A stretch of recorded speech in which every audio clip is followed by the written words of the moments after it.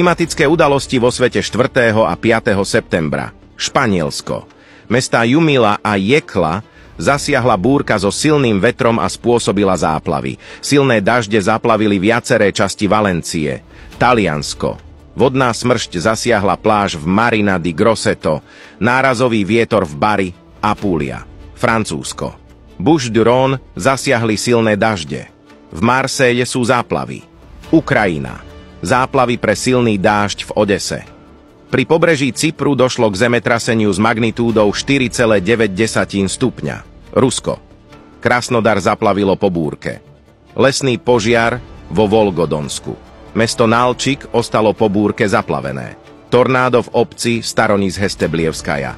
Tunisko. V regióne Kaserine sa vyliala rieka. Niger. V Zineri sa po prívalových dažďoch zrútila jedna z najstarších mešít krajiny. Alžírsko. Prachová búrka v Aflou. Piesočná búrka v Butisaya. Saudská Arábia. Búrlivý vietor v okrese Medina. India. Zosuvy pôdy v Nágálande. Silné povodne zasiahli Gurgaon v Hariane. Pri pobreží ostrova Nová Guinea došlo k zemetraseniu o sile 6,2 stupňa. Indonézia. Výbuch sopky Dukono. Aktívna sopka Levotoby. USA. Záplavy v Jacksonville a Tampe na Floride. Argentína. Lesný požiar v oblasti La Calera, Córdoba. Mexiko.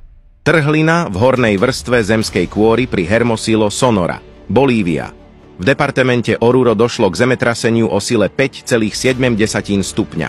Filipíny. Pri ostrove Luzon došlo k zemetraseniu s magnitúdou 5,3 stupňa. Asteroid 2024 RV1 rozžiaril nočnú oblohu nad Filipínami. Na jednej strane je potrebné zaoberať sa klímou a na druhej strane novým rastúcim fenoménom strel na školách, ktorý sa nedávno rozšíril po celom svete. Je to náhoda alebo riadená akcia? Dozviete sa vo filme Impact.